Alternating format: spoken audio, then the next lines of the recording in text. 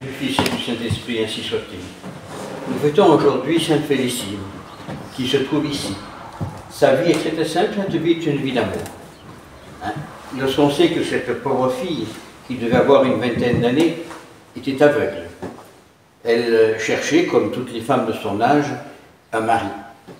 Et étant donnée aveugle, c'était difficile d'en trouver un. Alors elle fait une promesse. Elle dit, je vais aller porter des fleurs à la déesse de l'amour en Ombrie, donc dans un petit village italien. Et elle dit, le premier homme que je vais rencontrer, ce sera le bon. Et elle part avec un bouquet de fleurs et elle tombe dans les bras d'un monsieur qui, lui, s'en va à la mort, Gratien. Gratien qui était un consul, qui était un homme honorable de cette cité, qui représentait l'Empire romain, mais qui était chrétien. Donc il était condamné à mort parce qu'il était chrétien. Et tombant, il la ramasse et elle retrouve la vue. Et elle dit, ben voilà, tu es mon mari maintenant. Et Gratien lui dit, non, non, non, moi je suis chrétien, je vais au martyre, parce que moi je suis déjà marié avec le Christ. Et elle dit, ben moi aussi. Et elle s'en va avec Gratien, elle n'était pas chrétienne, elle ne connaissait absolument rien de la foi chrétienne, mais elle part. Elle part avec Gratien au martyr et elle sera baptisée dans son sang. C'est un exemple d'amour splendide. Elle ne cherche pas à comprendre, elle a fait une promesse, elle respecte sa promesse. Sa promesse était fidélité à celui qu'elle allait rencontrer, et elle a rencontré le Christ. Sous les yeux de Gratien, sous la vision de Gratien, mais c'était le Christ qu'elle rencontrait. Mais en combien de personnes cela est arrivé? En combien de choses nous rencontrons le Christ, on ne s'en rend pas compte? Parce qu'on a une image de Dieu qui est fausse. Dieu, on peut rencontrer Dieu à travers une bougie, à travers une fleur, à travers n'importe quoi, puisqu'il est omniprésent. Il est présent en toutes choses. Mais Dieu nous envoie des signes, Dieu nous envoie des signes avant-coureurs, Dieu nous envoie beaucoup de choses, justement pour que nous puissions le reconnaître. Mais seulement nous sommes tellement orgueilleux qu'on ne veut pas.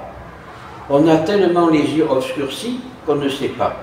Et là, je reviens à ce que je dis régulièrement sur le prologue de la règle de Saint Benoît. Benoît nous dit savoir ouvrir l'oreille de son cœur pour écouter. Mais oui, Dieu nous parle. Mais nous sommes tellement orgueilleux, tellement sûrs de nous qu'on ne l'écoute pas, qu'on n'arrive pas à entendre sa parole. D'où le cinéma d'une quantité de gens.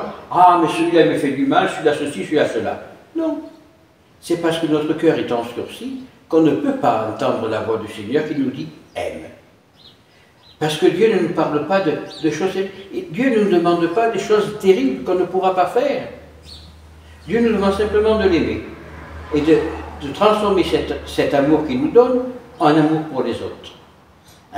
Ho raccontato la storia di Santa Felicissima, però quella storia è una storia d'amore, l'amore fra una donna per Dio. Che Santa Felicissima non ha mai sentito nominare Gesù Cristo quando era giovane, però ha fatto una promessa e il primo uomo che io rincontro mi sposo con lui, che era cieca. Poi incontro San Cassien e attraverso San Cassien ha trovato il Cristo e è stato battezzato del suo sangue. E quella è una prova d'amore che lei ha dato a Dio e Dio non gli ha mai dato di andare alla morte, non ha mai portato e andata alla morte, l'ha portato all'amore. E quell'amore che riceviamo di Dio, siamo tanto ciechi noi che non possiamo vedere la forza del suo amore, non vediamo la bellezza dell'amore di Dio per noi. E che Dio non chiama per noi di molte cose, molte importanti cose, no. Chiamo soltanto de l'amour. Dieu ne nous demande pas de choses à faire invraisemblables, il ne nous demande pas de faire des kilomètres, les bras en croix, à genoux par terre, pour dire Seigneur, Seigneur, Seigneur. Non, il demande Seigneur, comme je disais en Afrique, comme je l'ai entendu en Afrique, bonjour Papa bon Dieu. Merci Papa bon Dieu. Bonne nuit Papa bon Dieu. C'est tout. Mais ça, c'est des signes d'amour, des signes de profondeur au fond de son cœur, qui éclairent toute une vie. Nos frères orthodoxes, pour eux, c'est la prière à Jésus. il rumine, comme les vaches ruminent l'herbe, il rumine le nom de Jésus. Et, c'est marqué dans les Pères le disent, c'est par ce nom que nous vaincrons, en invoquant sans cesse le nom de Jésus. Jésus, Jésus, Jésus. En mettant ce nom sur notre respiration, notre battement de cœur. Jésus, Jésus, Jésus. Et à force de le répéter, ben, on n'aura plus besoin de le dire parce que ce sera notre cerveau, par rapport au battement de cœur, que ce nom de Jésus sera ruminé en nous. Et il nous apportera le salut. Parce que c'est par ce nom que les diables ont peur. C'est par ce nom que les diables s'en vont. Par le nom de Jésus. Eh bien, Sainte Félicissime ne connaissait pas le nom de Jésus. Elle a appris le nom de Jésus à travers Saint Cassien. Ben, Cassien ne lui a pas fait des cours de théologie. Ils n'ont pas eu le temps. Cassien a simplement parlé 2 paroles sur la vie du Christ, que le Christ était le Rédempteur du monde, c'est celui qui est venu pour nous sauver, c'était le Fils unique de Dieu. À l'époque, puisqu'elle était citoyenne romaine, ils avaient des multitudes de dieux. Ils avaient même à Athènes le Dieu inconnu. Donc, ils en avaient des tonnes de dieux. Le Dieu pour la porte, le Dieu pour la fenêtre, le Dieu pour ceci, le Dieu pour cela. Non.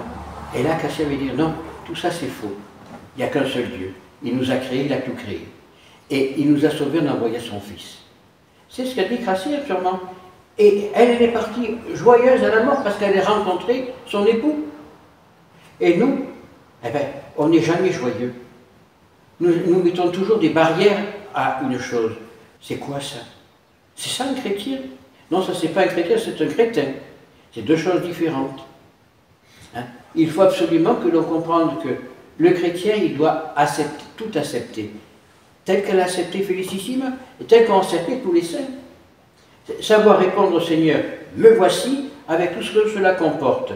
Ne pas regarder derrière, ah oui, mais là-bas j'étais mieux qu'ici. Si je vais là-bas, je serai mieux que là. Non, là encore, Jésus le dit dans l'Évangile. Si on vous dit je suis là-bas, n'y allez pas, restez où vous êtes. On vous dit allez là-bas, ne descendez pas de la terrasse, restez sur la terrasse. Pourquoi? Parce que la part du diable à nous mener des chemins où le diable veut que nous allons. C'est des chemins contraires à Dieu.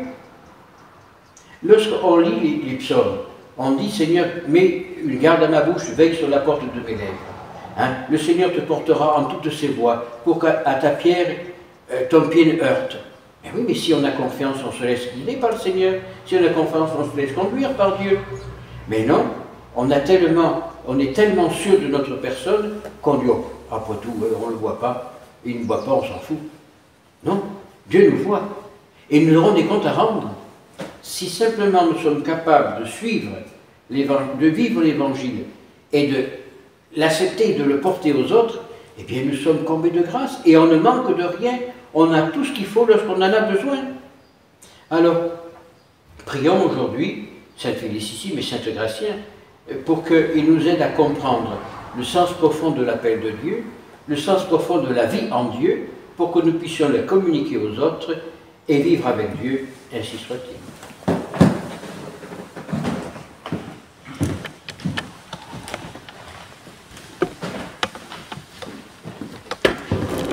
Dominus vobiscum. Et Christe in toto. Orem.